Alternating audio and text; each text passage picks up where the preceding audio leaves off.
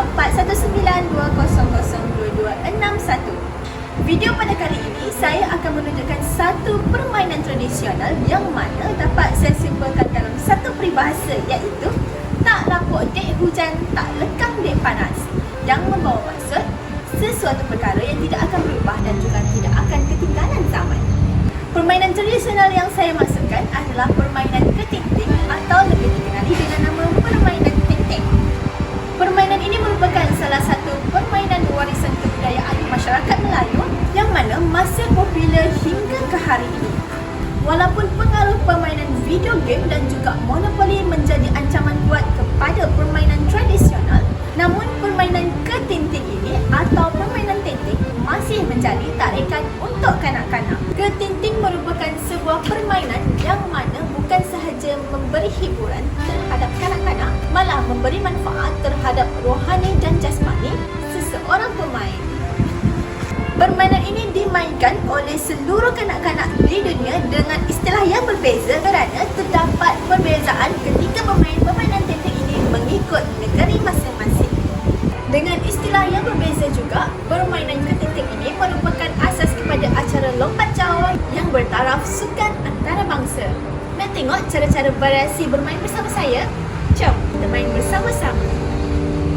Antara tips pemilihan permainan untuk kanak-kanak adalah yang pertama, mengenal pasti tahap dan jenis permainan mengikut usia mereka. Yang kedua, permainan tersebut haruslah selamat untuk dimainkan. Dan yang ketiga ialah permainan tersebut memberi impak positif terhadap perkembangan kanak-kanak. Antara kelebihan permainan tradisional ini juga adalah tidak memerlukan alatan yang mahal. Ini kerana permainan ketinting hanya memerlukan kawasan atau tapak yang bersesuaian.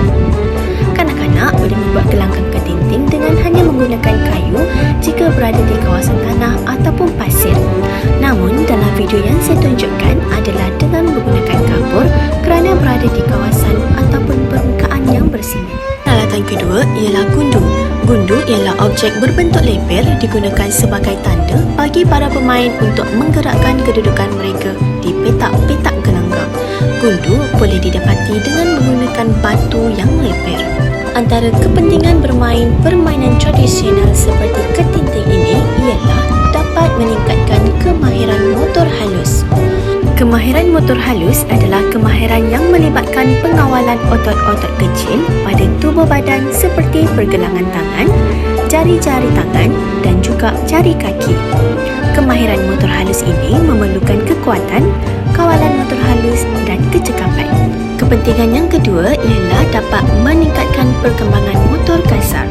Perkembangan motor kasar merupakan kemahiran yang membantu seseorang individu atau kanak-kanak untuk bergerak di sekelilingnya. Sebagai contoh, berdiri, melompat dan juga berjalan. Sebelum permainan dimulakan, undian akan dijalankan bagi menentukan pemain yang mana harus menggunakan permainan terlebih dahulu. Untuk pusingan pertama, kedua dan seterusnya, cara mencapakkan gundu adalah sama. Pemain dikehendaki melompat ke dalam semua petak dengan sebelah kaki, kecuali berada di petak yang keempat dan lima, 7 dan 8 yang mana pemain perlu melompat dengan kedua-dua belah kaki. Pemain tidak dibenarkan untuk memijak di petak yang mana keberadaan gundu itu berada walaupun milik si pemain. Sekiranya pemain telah membaling gundu pada petak yang kelima ataupun yang keempat, pemain haruslah menggunakan sebelah kaki sahaja sehingga gundu tersebut diambil kembali.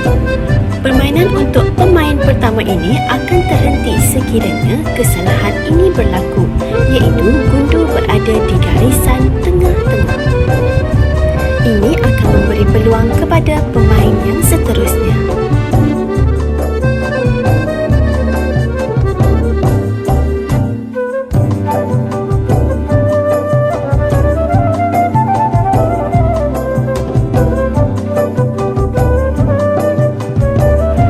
Sekiranya keadaan seperti ini berlaku, permainan tersebut secara automatiknya akan terbatal dan memberi ruang kepada pemain yang pertama tadi.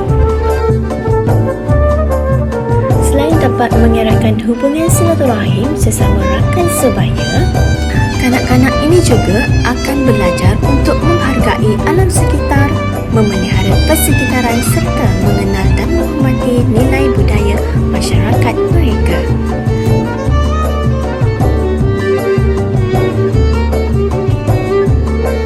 Untuk nombor yang ke-9, iaitu nombor yang terakhir, merupakan penentu sekiranya pemain itu tadi berjaya menghabiskan ke-9 petak itu. Dengan menggunakan dua belah tangan, gundu akan dicapai dan seterusnya akan menuju ke garisan yang terakhir. Ini bermaksud pemain pertama tadi berjaya menghabiskan ke-9 petak dan boleh membuat rumah di petak yang dia suka. Pemain yang berjaya menghabiskan kesemua petak tersebut akan memulakan kembali permainan dengan cara melompat dengan menggunakan kedua-dua belah kaki pada rumah yang telah ditandai. Namun, untuk pemain yang kedua, tidak dibenarkan untuk memijak di kawasan rumah yang telah ditandai dan harus melompat kepada petak yang ketiga kerana gundunya berada di petak yang kedua. Sekiranya pemain kedua berjaya menghabiskan kesemua petak terlebih dahulu, dia boleh memilih petak untuk dijadikan rumah. Permainan ini akan tamat sekiranya kesemua petak telah dipenuhi dengan rumah pemain tersebut. Kesimpulannya, permainan tradisional ini telah berupaya membentuk sebahagian daripada kehidupan yang dilalui oleh nenek moyang kita. Melalui permainan tradisional ini juga, kanak-kanak dapat menyemai nilai-nilai murni serta dapat melatih jati diri mereka sekaligus meningkatkan kemahiran motor halus dan juga motor kasar demi perkembangan mereka. Sekian daripada saya. Terima kasih.